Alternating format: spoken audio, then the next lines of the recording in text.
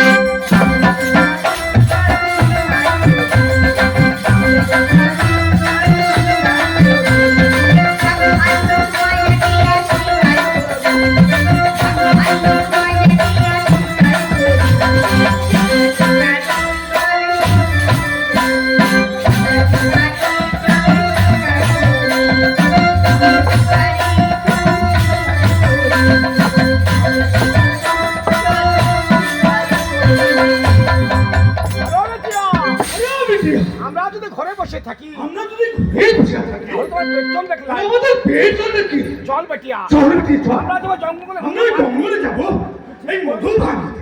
আরে এই বাবুজি, দেখ বাবুজি, তুই এখন বুড়া হয়ে গেছিস, তোর বিটিয়া বড় হয়েছে, তুই এই ঘরে বসে থাকবি, তোর বিটিয়া যাবে ওই জঙ্গলে জঙ্গলে শিকার করে আনবে, মধু ভাঙিয়ে আনবে, তোর চিন্তা কিসের রে বাবুজি?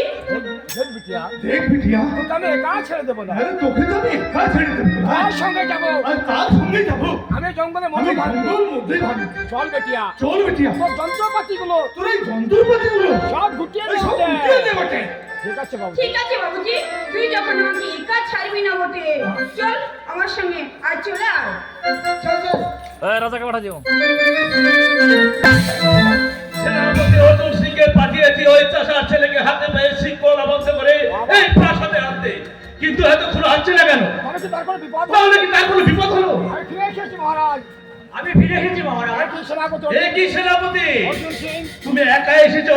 ওই চাষার ছেলে কোথায়? মহারাজ, মহারাজ, তাকে বন্দী করেছিলাম, আমি তার হাতে পায়ে লোহার সিংহ করে তাকে টানতে টানতে নিয়ে আসলাম আপনার এই রাজপ্রাসাদে। হঠাৎ কোথা থেকে এক টাকা এসে আমার মাথায় বিদ্যুৎ থেকে আমার কাছ থেকে সেকে কাড়িয়ে নিয়েছে মহারাজ। অর্জুন সিং! আর তাই তুমি ছুটে এসেছো এখানে, তাই তুমি ছুটে এসেছো আমার কাছে? একবার ভেবে দেখেছো? একবার ভেবে দেখেছো আমার মারার কি হবে?